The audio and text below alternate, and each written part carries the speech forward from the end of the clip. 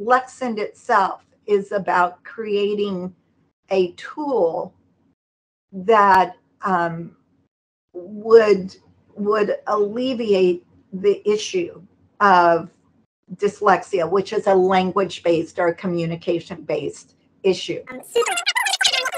And now I will let you get to what you're really wanting to do.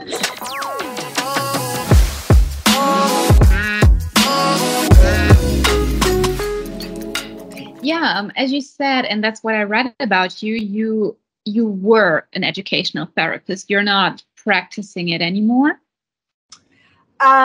Only in the sense that it's always, there's people that reach out to me about issues. It actually, in some ways I never stopped being it, because Lexend itself is about creating a tool that would alleviate the issue of dyslexia, which is a language-based or a communication-based issue.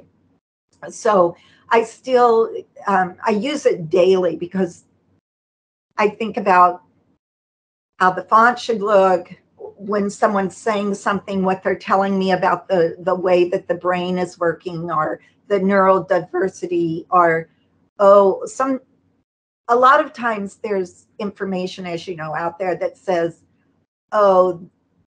just like with politics, this is the way something is. It can have a very big voice, and so people have adopted it and picked it up as true, but I know it's not actually accurate. So that's part of it. So only in that sense am I still a therapist, or I still have people who, they were clients, they still reach out to me to ask me, like, oh, I'm having an issue here, but not the day-to-day, no. Okay, so could you briefly kind of describe what you did as an educational therapist? I can Google what it is in German, but it doesn't really give me any profound information on that profession. So, and that is the real truth, is no matter what language you would Google it in, you'd still end up thinking, well, what do they do? Yeah. So it's actually working on, from their perspective. It wasn't mine, because I crafted mine with the idea of Lexend to serve the student. But it really is, well, it can be many things, but mine, I focused specifically on language disorders, specifically dyslexia, and then the struggle to acquire the written reading, to be fluent in reading, and then, which of course creates our language. People who struggle to read, and this is research, their language base generally isn't as strong. And that's because we really do not educate orally. We educate in print or digitized. So anyway, an educational therapist works with individuals who have, in my case, a language-based issue, and which was reading and acquiring language. So it's about executive functioning, helping individuals move information into their long-term memory so that they can communicate and have a rich communication path, I guess I would say, which you won't find that in anything you Google, but that's really what we do. Well, good thing I asked. So I understand that when clients came to reach out to you, they have already been diagnosed with dyslexia? No, actually, some of them did. Most of them, the only thing they knew is, so if I had an adult, they generally knew they had some reading issue, whatever it was termed or called or labeled. But I had a lot of students, And parents came because their children were not able to, they have these bright children because all people are gifted and talented who couldn't learn to read. It was like something's wrong. They didn't have labels. They just had a problem. So most of my clientele was really word of mouth. I never used a business card. People, it was like, oh, go to this woman, call her. So, and it was such an enormous issue that I never had to do any advertising. So, no, most people didn't then have a label other than my kid can't read. My kid's smart. That's the first thing people tell you. Our children will tell you later, like, this is so sad. I always knew I was smart. And it's like, they have so much shame and pain surrounding it. And they struggle so hard, and they know that they can do all sorts of other things. So why does this one thing that all children are excited about, right? You talk to 3-year-olds and it's like, what are you doing? And they have a piece of paper and a pencil and it's like, I'm writing, and it's a bunch of scribbles, right? It's nothing but scribbles. And then they get to school at maybe 3, 4, 5, whatever, and they can't accomplish this goal. And it's so much trauma and pain, embarrassment, humiliation. But no, most of them don't have the label yet. I would then, I would do the testing, but I reformatted my testing because a lot of the testing is simply irrelevant in the day-to-day. It was pretty clear to you that these children or even adults wouldn't have any other form of deficiency, like in their intelligence, but it was pretty clear to you that it was something about being incapable of picking up how to read. Yeah, and I obviously, as I grew as a therapist, it became easier to identify. It's just like if you work, if you're an oncologist and you see a sarcoma, right? You know what it's like, ooh, that's a sarcoma. The longer you do something, the more you can quickly assess. But easily I could ask a young child, like, oh, could you, maybe it says, you know, Neil ran fast, and they're in 2nd grade. Well, all those words, well, we'll take out Neil. We'll make it Pam ran fast. There you go. It's simple syllables, but they can't do it. Then as you get older, as individuals get older, I can listen to their ability to export language.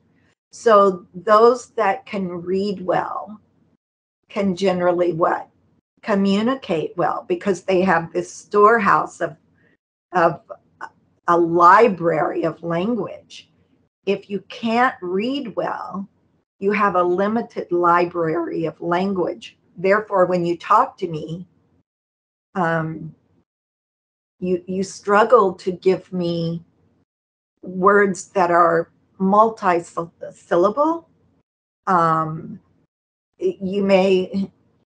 daughter once, she was trying to ask me what was the word dilapidated.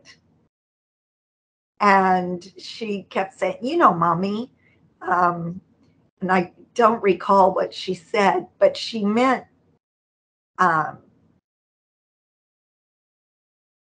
she meant dilapidated, but she said decapitated, or it was the other way, one of the two. So from then on, I see this house like a children's drawing with the top part of it, of the house cut off, hanging on the side. It's like a dilapidated house has now become this decapitated house to me. So those are the things, the markers that we can see. You know, when you're talking to someone who, either because maybe they just are learning a language, then you go, okay, this isn't about they have an issue, they're learning. Or you also know when somebody is fluent in that language, but they struggle to express larger words. You know, and you aren't working in that field, but you are because you work in the field of communication. So you do like I do. You assess the language and the speech patterns you're hearing. And those are the markers. The easiest one, as I said, is to put a few words in front of someone and ask them to read it orally. And it's like, oh, yeah, I can count you made 10 mistakes. Well, clearly you struggle. Unlike what has been the basis, I don't think it's about a cognitive issue. I think it's about a perceptual issue. I think it was about our type was too tight for the visual field. And so I created something that loosened that type and did it in multiple segmented manifestations. So Deca is one manifestation. Lexend Exa has more, it has an even looser spacing. So it's a secondary manifestation, yada, yada. We can do that with anything. We can move the letters apart and we can create, we remove some of the visual noise and we create an ease, what I'll call an ease of access for the visual field to identify what's in front of them. So if I squish a bunch of letters together, you won't know what it says either. I won't know. But when we pull it apart, we go, oh, that says blah, blah, blah. So those are the ways to look for it. It's not hard, right? We make it hard. We say, I have to look at this learning, this part of your, this subset test. I have to look at this subset test. I say, no, I have to look at one thing, how you interact with print and how you interact when I change print. And if I can do those things, then I have identified you have an issue with print, and your issue is type crowding. Is it? I'll try and be more concise, but is it for people with dyslexia a little bit harder to read those old print fonts, which have a lot of, well, we call it serif in German. I don't know the English word, but it's not such a clean font, but it's a very, I'd say, embellished font. Is it harder for people to recognize the words? It is. And say what do you call it again? Serif. And that's the same thing. So we would say serif or serif. And so you have then sans serif, which is without those little marks, those little lines. And those lines are visual noise, right? You don't have any clean gap between letters that allows your visual field, which is your eye and brain, to rest, to see, it's like pushing trees together. You move them apart, and I know there's 3. You push them together, and I'm like, is that 2 or 3 I see there? So those little marks, those serifs, are visual noise. Remove it, and it's beneficial. It looks lovely, by the way, so I don't want to say we need to get rid of those. We don't. Those old style fonts or those types of fonts, etc., they're beautiful, right? They look lovely. Those scripts are beautiful on headers or wedding announcements, right? In limited amounts, they are wonderful. For extended reading, they are very tiring to the visual field. And for those who struggle with print, the more you struggle with spacing of print, the harder it is to work with those types of prints. Does that also apply to handwriting? Because handwriting can be very embellished and very Yeah, not clear lines and not really distinct characters.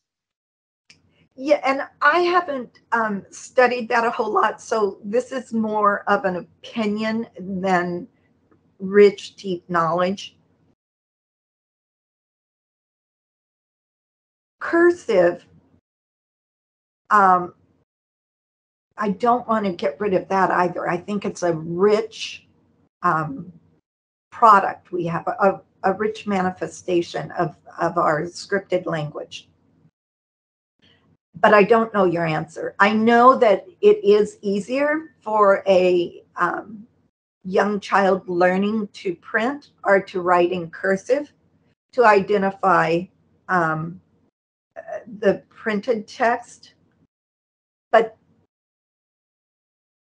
part of that has to be there's less visual noise, but part of it is just practice and familiarity. Although in children with language disorders, from what we call a language disorder, so dyslexia in this case, do struggle more as a whole to learn cursive. So I guess I would say, I don't know, but I'm telling you reasons that I think support it. Would it also be harder to pick up other languages, or let's say other writing styles? So if we think about the Russian way of writing, it's not really that embellished. It's actually quite clear. And actually the letters and the spacing are a little bit more vast than in our general German or English versions. Would it be harder for people with dyslexia to learn another language and another writing system? Or could it even be that they have a certain advantage from it? No, you're actually correct with your first thought. If you think of it as, so in my case, I say, if we make print too tight in our native language, publishers and bookmakers are making print too tight in every other language that I'm familiar with. And Russia, just like Germany and Japan, you name a country, we all have this issue called dyslexia. So it is harder, though, for an individual that struggles with their native language to learn other languages. My basis for what I say is it is not because of their, what I'll call their native abilities, but rather that we create these tight text and say, okay, here, learn.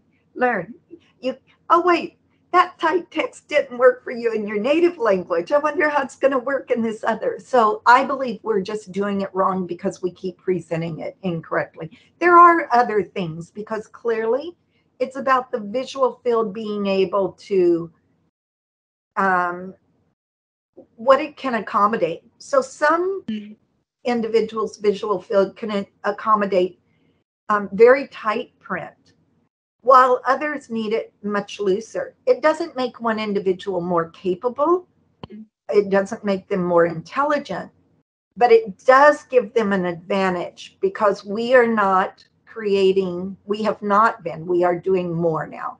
We are not creating print, whether hard copy or digitized, that is loose enough for individuals who struggle. Now, the thing is, I have tested individuals that are in the 99th percentile, so in national testing. So clearly you think like, oh, these individuals, wow, what readers. Yet they improved with loosening the print. So what it tells me is the visual field can adapt to accommodating all sorts of things, but there's a limit to that adaptation. It's just like an individual who wears a size 38 shoe. They may be able to get in a 37, but don't try and put a 35 on them. There's a limit to what you can adapt to. The same with that shoe as with print. When it gets too tight for your visual field, it's just too tight. And that tightness varies by the individual. I have a coworker who actually told me that she has been diagnosed with dyslexia before. And it's really interesting because she's a journalist. So she works with language so much and with words and with reading so much. It was really, really interesting.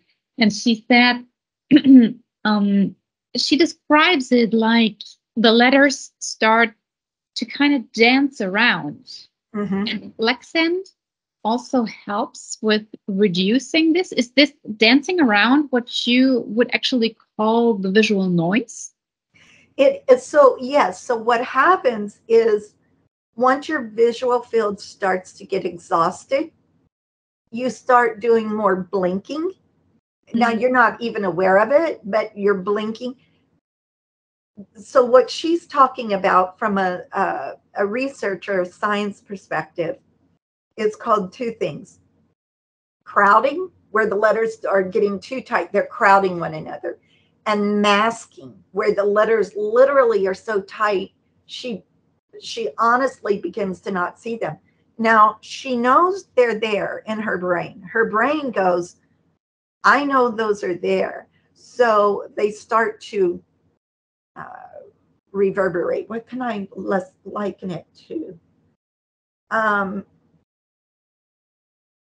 Maybe like riding a bicycle. Well, oh, wait, you wear glasses. You know, have you ever put on glasses that are way too strong for you? Sure. And you go, whoa.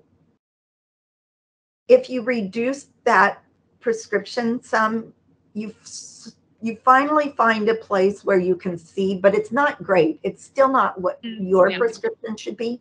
That's what her visual field, which is the eye and brain working together. She is actually trying to adjust her convergence, her vision. So think of it like a scope where you're trying to bring it into a pair of binoculars where you're adjusting them. That's what her visual field is doing when it does that, when it's dancing. Her visual field is literally trying to adjust to that print. And that's where you get all this dancing. It's like, geez. And it is both exhausting to her visual field, but there is a certain amount of physical exhaustion that occurs with it because physiology is attached to everything we do. So being a journalist, she must really just labor through her work. She has learned methods to accommodate her need to slow down, to reread something.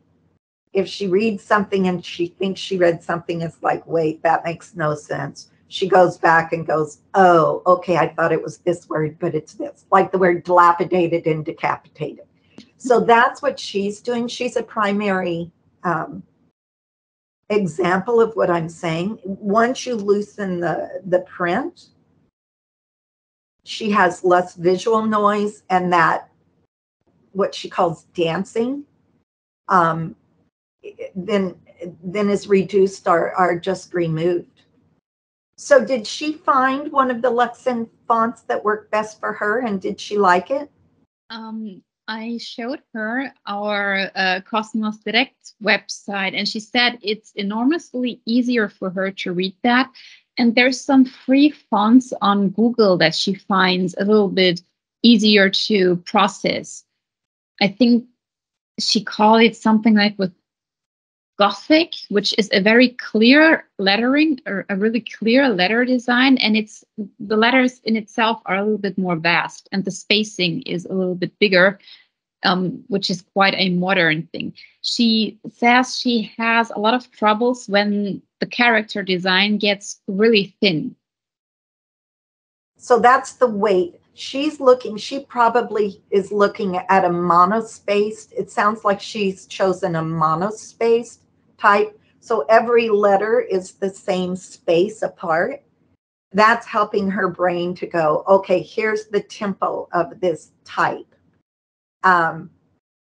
Because that's one of the issues we have. The other thing is the weightier, the more weight, the more pixels you put, it creates more contrast. So very white and very black. We know from research that there's much more ease of clarity. Just like think about fog. You remove fog and there's sunshine and you can see clearly the landscape.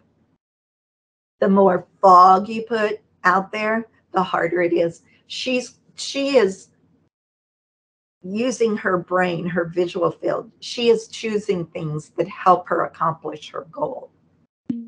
Yeah.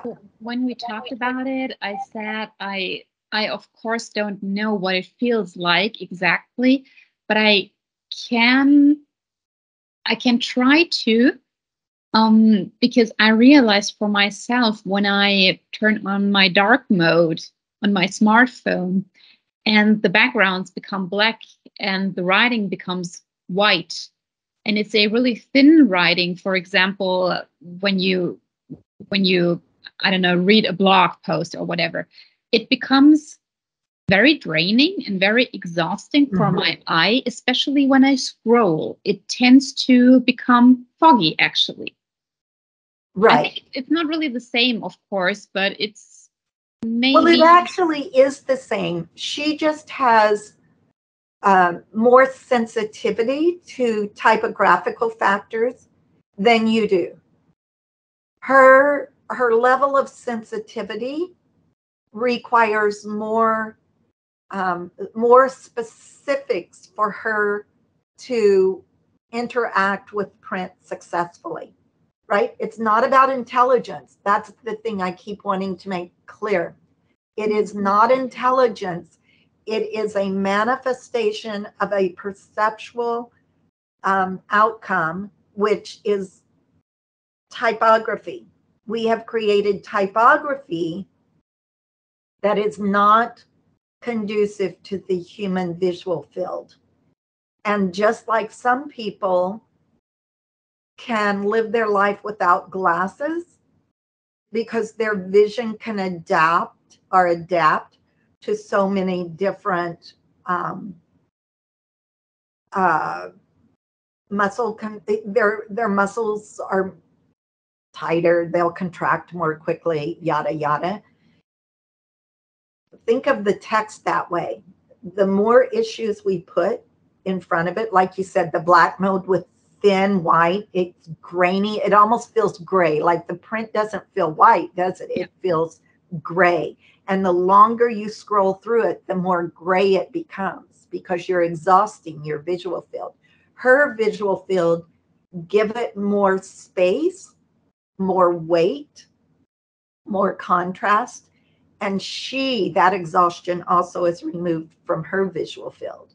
So that's what Lexend really is about, is removing all that visual noise. It's just like if you put text all the way to the edge of your margins, you're now out in the peripheral field. That's not good either for any of us. Move it in. There's all sorts of things. Type is a man-made product, and therefore we need to renew how we think about it and create type for the individual. The manifestation of that print, whether digital or hard copy, needs to be individualized for the success of the individual. I don't care if you need a font in a size 24 or a font in a size 9. You can have the same content regardless. So let's make it just like glasses. Let's make it to the individual so that we can create a world full of literate human beings, because literacy empowers us to be, I'm sorry, it empowers us to be more capable of having freedom.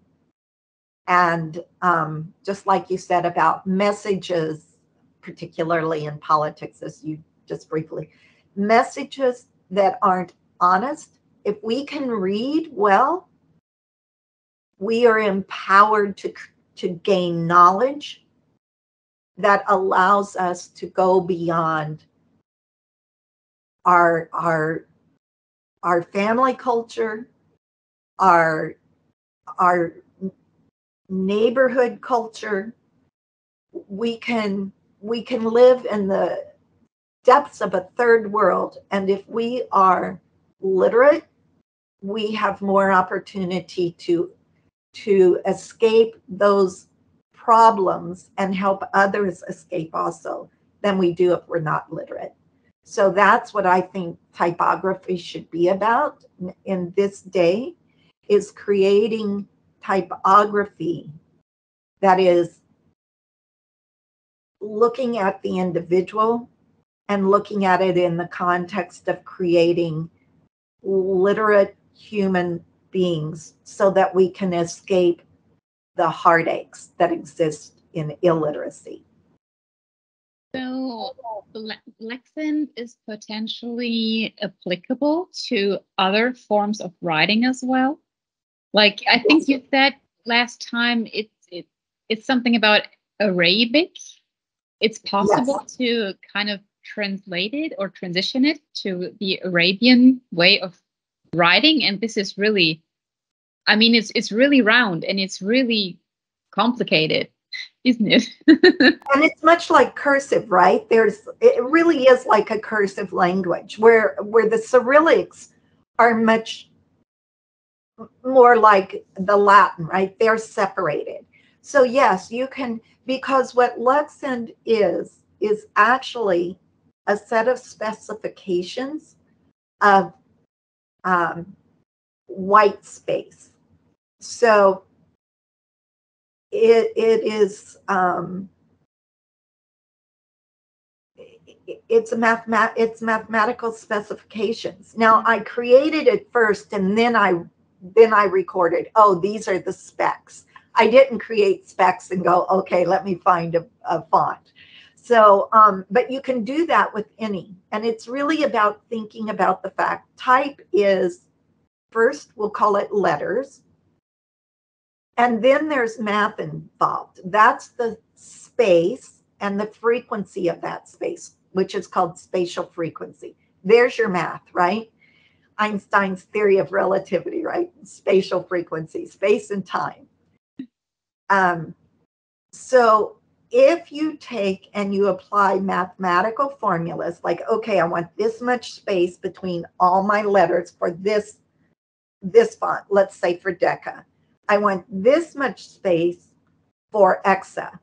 Well, then you have to also stretch it, because letters that remains the same but are just stretched for character spacing, they lose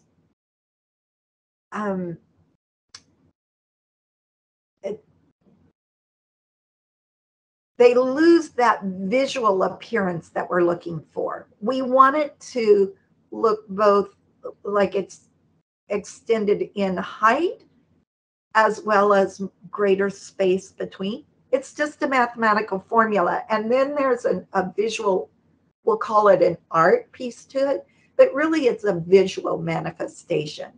You look and you go, that doesn't have the right weight, or that doesn't have the right height. So you pull it and push it and move it and stretch it till you've got it. And that's your math. It's just math. And then you measure it by having people read, and you count minute by minute how many words they read, how many errors they had. You put them in this font and this font and this font, and you measure it the same way. And you say, they have the least errors and the most number of words read in this font. That's their quote unquote prescription. So you can do that with any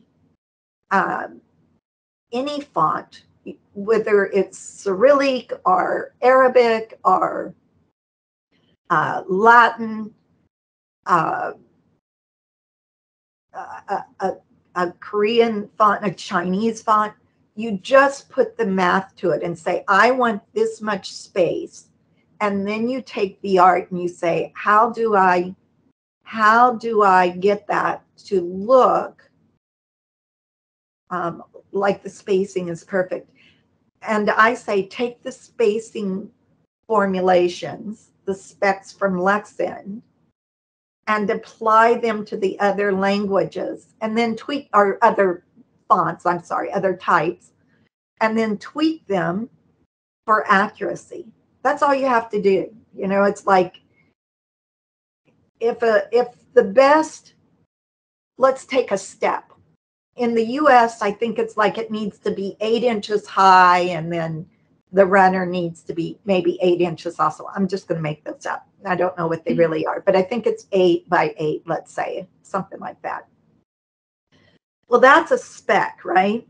You build it up 8 inches and you build it out 8 inches. You do it with the next one. You've got 8, 8, 8, 8, right? That's all you're doing. You take a font and you go 8, 8, 8, 8. Your step is going to be the same whether you're in the US, Mexico, Germany, Spain, because it's not about the steps in a certain country. It's about, we know that the human body does best when it lifts its leg 8 inches and then has 8 inches out. I made my whole story up there, but it's similar. Yeah. You know, I used to live in Japan for roughly 2 years, and it's really remarkable how Japan always at least claims to have a literacy rate of, I think, 99%. And I mean, they have a very complicated system of writing. They even have like those 3 alphabets. But how come so many people are actually absolutely literate? Because I mean, they surely also have people who suffer from dyslexia, and their system of writing is extremely complicated to pick up. I mean, it's actually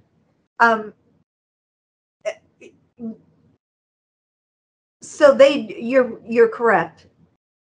And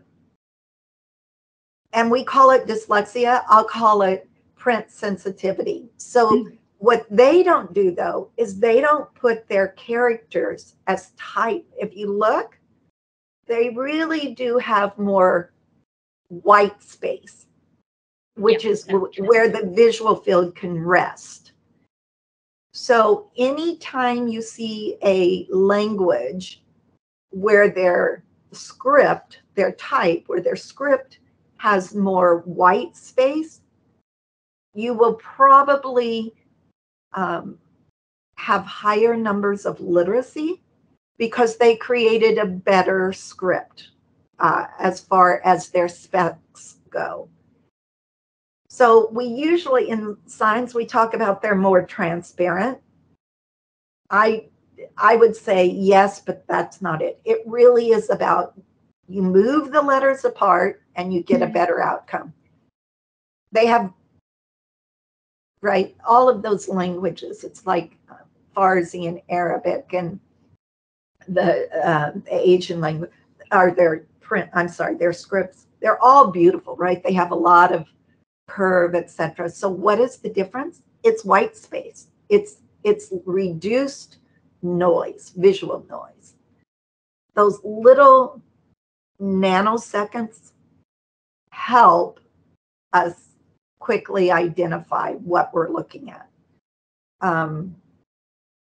So yeah, they just offer a better script. Thinking about that, it totally makes sense. A lot of people call the Korean language or the Korean writing, their Hangul, to be one of the most logical and easiest to pick up, even for foreigners. And when I think about it, what it looks like, it also has a lot of spacing, and it's very clear lines, and those lines, they are quite heavy weighted, and they have a lot of white space. It absolutely makes sense now. So they did a better job. Yeah. No, we all meant to do a good job. We need to we haven't changed a lot until recently. We really are working on it now. Especially Google is very involved in, Google Fonts is very committed, as are some other organizations, obviously, very, very committed to introducing scripts that are about the human need versus about the book or the paper. So originally they put a lot together, because remember how expensive creating Absolutely. it was. And one piece of paper was incredibly valuable. And so maybe a whole community had one notice, right? One notice and they just stick all that stuff together. And all of us, our eyes sort of go, whoa, what's that? We have to keep working to read it. Like you said, and I have trouble with the Korean, but Hwang, Hwang is so lovely, right? And as you say, it has a strong contrast, which it has significant weight, and it's much more like a monospace in that it has a tempo. So we are working on it as a society, and I love what you're doing, because it gets the message out to the end user that, hey, you mean I have options here to have a better experience? So yeah, I'm all about I wasn't about a product. I was about solving a problem that I have no idea. I think it's 3 weeks in, quarantine. It was about solving a problem that humanity had, because at one point I had a different problem and I needed someone to solve my problem. And when they were able to solve my problem, and then I saw individuals who in this case were my clients with dyslexia, they had a different problem, but it was affecting them the same, right? Their human spirit was in so much pain. Mine was my daughter. Physically, I needed someone to save her life. They need someone to save their soul. It's called print, right? So I think we are not about creating products. We are about solving problems. And when we solve our problems, we have changed the world. And I think a lot of businesses, just like Cosmos Direct and Superunion, them choosing to add money to create more weights for Lexend. Business didn't used to do that. That is businesses saying, we can do social good. We can change the problem. We can remove the problem. And a business doesn't do it. Individuals who are in that business do it. In each of those businesses, individuals said, we can be world changers. And they then set about doing it. And, I just think that, and then here you are going to tell a story. We're best when we solve problems, when we tell information or deliver products that allow humans to potentially become freer. I have no idea why I'm rambling on that, but anyway. No, but it's a really beautiful message. And I think that this is also one of the main purposes of science in general, or it should be. And I also think that the business world has changed and had to change because people change. And if you look at me as a millennial, or even generations after me, like Gen Z, or nowadays you call them Gen Alpha, and what comes next, they are so much better informed nowadays. They are so much more aware of so many problems, and they kind of want businesses to do something for society. We saw a rise in ecological dish soaps in Germany, like in the late 2000s, because people started to realize how important it could be. And very old-fashioned businesses like Persil, which is actually a staple here in Germany, they lost revenue massively. But some very, green businesses like Frosch, which is also a very old staple, very ecological, very eco-friendly, they blew up. They literally blew up. And nowadays you have your drugstores and your supermarkets, and they're stocked with Frosch products because people want to buy the ecological alternatives. And this is such a nice development for society. And I think this is also applicable to the typing, and the fonts and the writing. You created something that makes it easier for people to access information in any kind of aspect you want to know. And I think it's cool that I didn't know that Cosmos Direct does that. And it was when they told us, I was like, oh my God, I mean, we have to communicate that. I mean, why don't you communicate that? That's so important. It's such a good thing. And yeah, we convinced them to communicate it more. Yeah.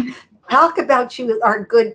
You are good for society. Yes. Yeah. Because that's the thing you understand is people only see it as an insurance until you help them see that, oh, no, that's not.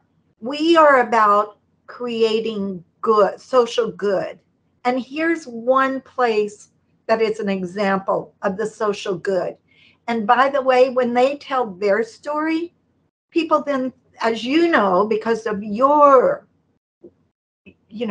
purpose, you go, when you tell the story, people feel connected to it.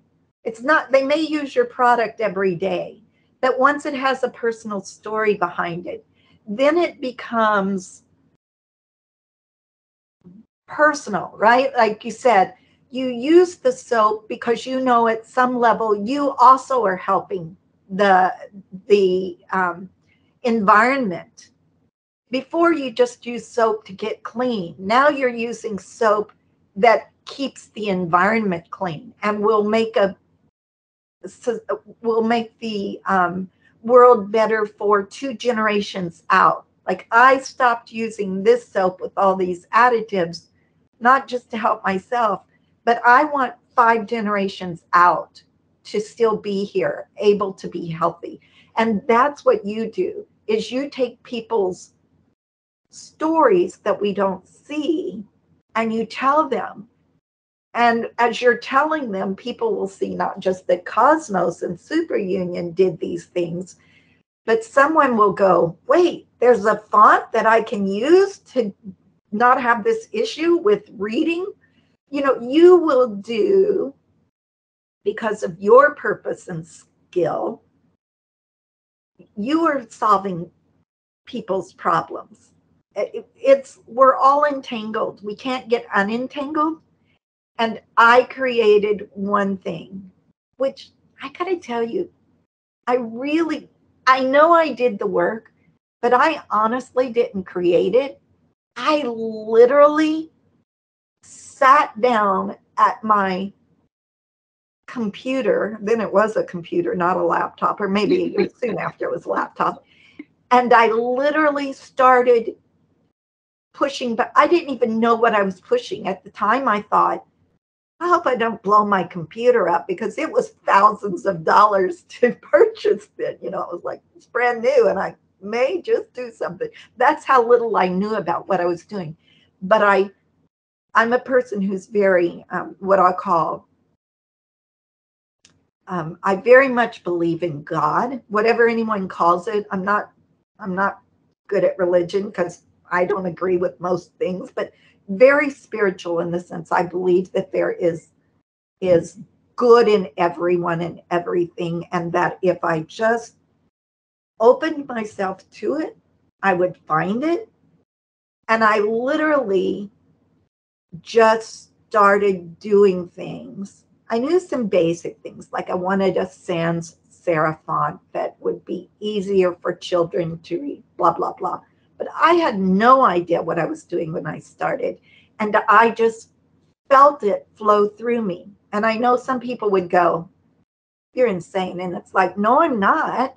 It was just, I could feel it occurring and I moved forward in that way. And then I ask all my clients, well, how's this one? So I measured it. I got data, but really I let it come through me. So when I say I created it, the truth is I didn't. I just let it flow through me.